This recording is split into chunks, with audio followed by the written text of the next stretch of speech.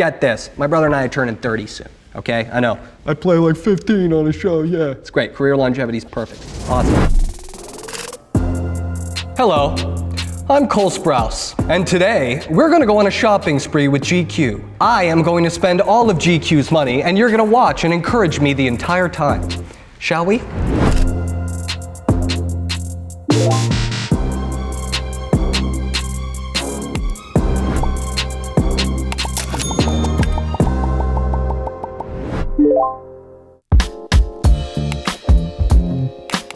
This category is comic books. Now, clearly GQ did their research. I used to be, and I still am, a massive comic fan. My brother and I used to work at a comic book shop. The first things I really took to reading were young romance mangas that were mainly for young girls. That's actually the first time I think I've said this on camera. Okay, X-Men, first issue. This is big, $325,000. Wow. 1963, the first X-Men and Magneto appearances. This is where it all began. Okay, it's got a rating of 9. The page quality, white pages. So that means no one has put their filth all over them is what I assume. Some guy had the foresight of going, wow, this is the first issue. I'm gonna immediately throw it inside of plastic and then sit on it. But this one's $325,000. Superman, first issue, $300,000. Now this is probably a much more rare comic book. This was published in '39, but the condition, the spine of the cover split and completely detached. That's hard, that's hard. And a coupon cutout of the 17th page. This does not affect the story. They made that note right there. I wanna know what that coupon was. I like how the person who first got this comic was like, you know, screw the comic, I need the coupon. Well, there's not a coupon that exists that's gonna drop the price of this Superman comic. This is $300,000. I'm gonna keep going, I'm gonna keep searching. Batman #1, $85,000. It's the first appearances of the Joker and Catwoman. This was back when Robin was showing full thigh, which is great, and calf. Great thigh, great calf, really, really erotic. Okay, this condition is even worse. All right, this is a 0.5. Back cover is completely missing and the front cover is detached. Incomplete comic. You know, come on, if you're gonna spend the money on an original, I would want the full thing. Archie Comics #1. This is $250,950 plus dollars. With an 8.5 condition, it's published in 1942. Only 3 copies ever in modern day have earned a CGC grade higher than VGFN. Don't know what that means, but this is incredibly valuable. I would say, I don't know if I'd spend $300,000 on pretty much any piece of paper. To suspend our disbelief here for a moment, we can assume that this guy's gonna start a bidding war, so we can assume that this price is gonna go up. In that case, for the value and the quality, without a bidding war, with a confirmed price, I would go with X-Men.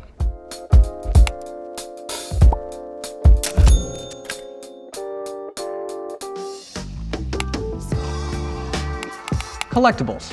Okay, this is a big category. I think everyone should have a collection. It doesn't matter, it can be rocks you find, it can be other people's hair. Extremely rare Cartier cigarette lighter and dispenser, 1930s. Extremely rare! It's in the name, okay? Take it with a grain of salt. $36,500.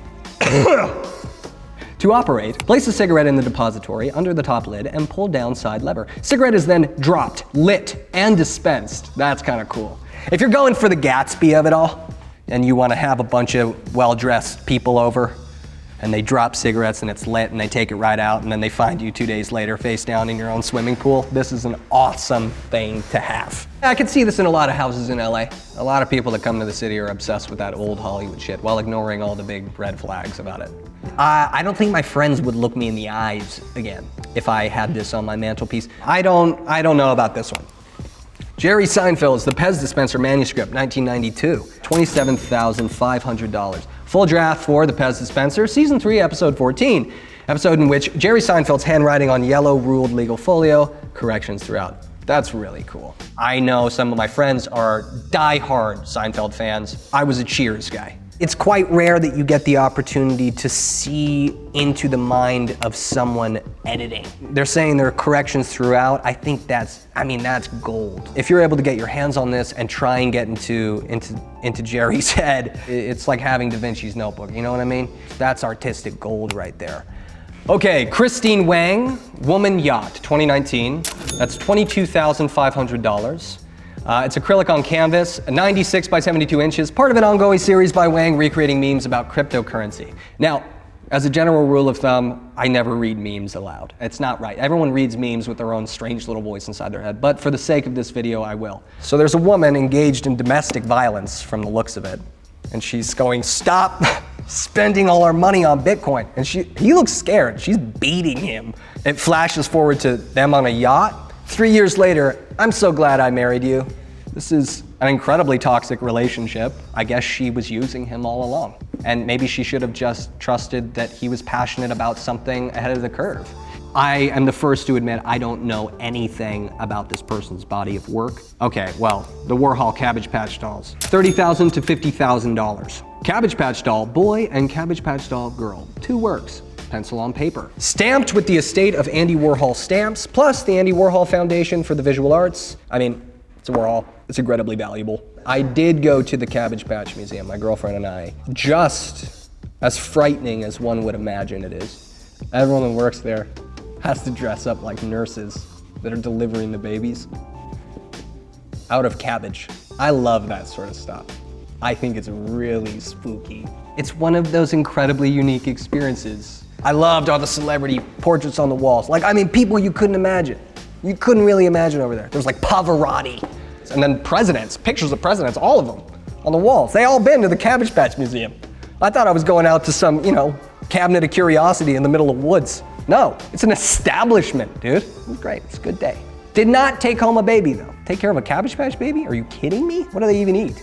I would say, out of the collectibles, for me personally, I would go for the Seinfeld manuscript.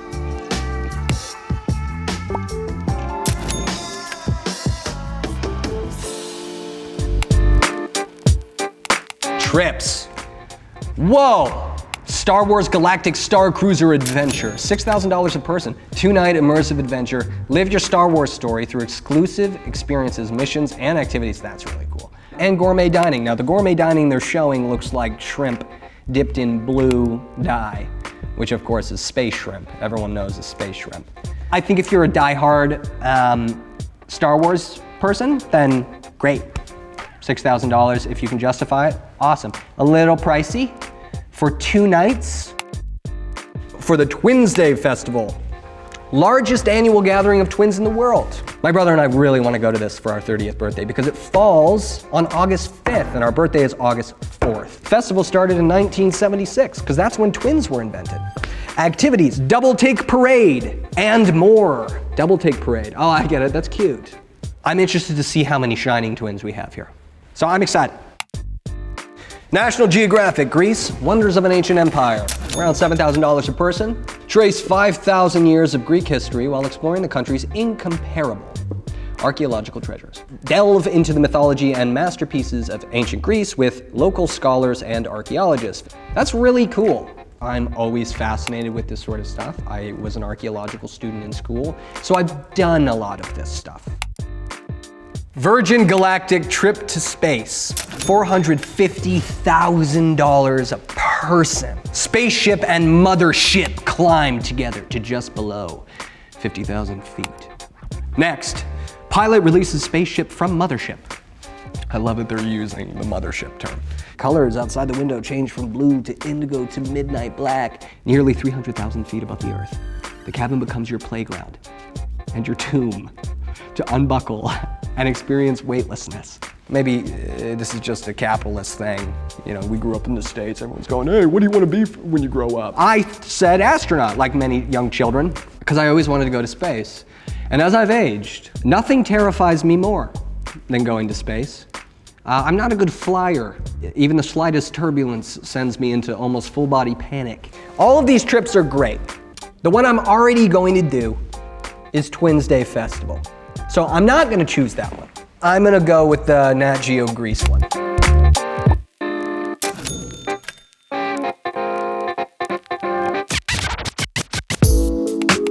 Real estate, whew. Greenwich Village Trophy Mansion. 6 bed, 8 bath, 6 levels, $24,995,000. Built in 1839, so the plumbing is just primo. Features a wine cellar and tasting lounge where you can trap all of your incredibly elite friends. It's really easy to look at these incredibly expensive places and go, wow, this is the most beautiful place I've ever seen, until you're living there alone and you go, wow, this is way too big and it's feeling a tad haunted. Immediately, off the bat, I'm not gonna do it. Okay, The Circular Sun House by Lloyd Wright. Now this is cool. $7,950,000. You get a Frank Lloyd Wright house, which if you're thinking about property as an investment anyhow, is probably an incredible investment. 3,095 square feet. And the final design from Wright was built in 1967. 3 bed, 3 bath. I always prefer my kind of smaller, more intimate houses. Private contemporary sanctuary in Auckland, New Zealand. $8,697,558. 4 bed, 6 bath, 3 levels, 4,520 square feet, curved floor to ceiling glass, tinted for privacy. I feel like what you're really paying for with this house is the view and the environment. So you're paying for the city, you're paying for New Zealand. I, like many of us, have an incredible soft spot for New Zealand. It is truly just as spectacular as everyone says it is. It's a bit too modern for me. Palazzo Macaulay Martano in Italy. Oh, okay. This is incredible. For $766,000, you get an incredible place in Italy. 3 bed, 4 bath, perfect. 2 levels, perfect. 8,611 square feet, perfect. Stone workmanship, incredible.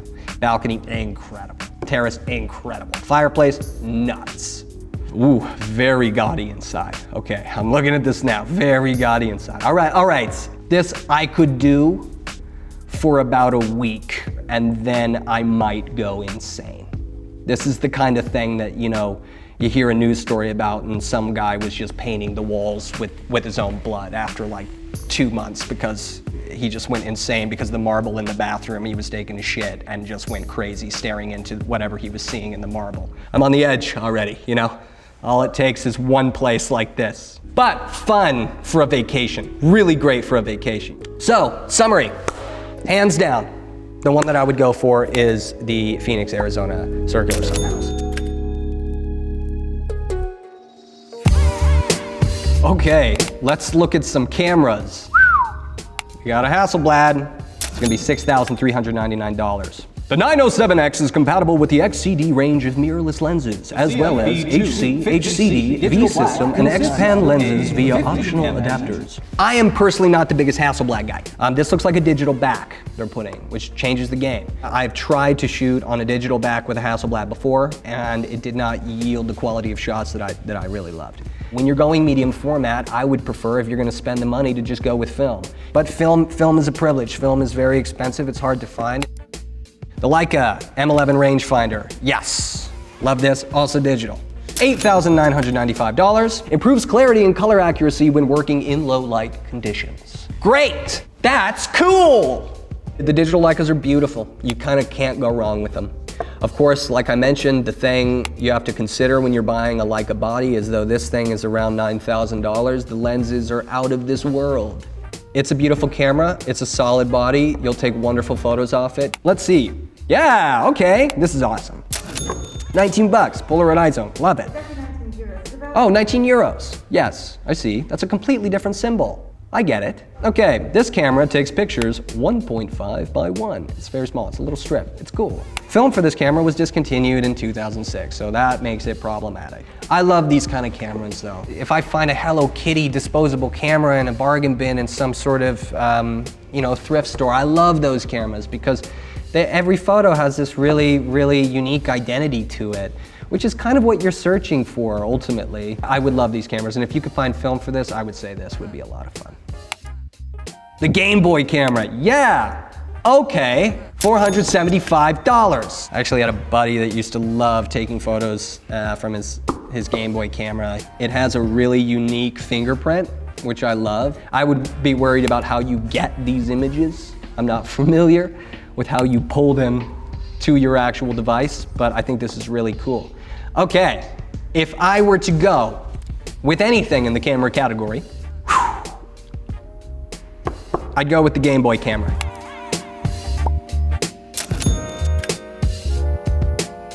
Okay, I spent around $8.4 million here, but I could have spent a lot more money. So in the grand scheme of things, I was actually pretty thrifty about it, I'd like to say.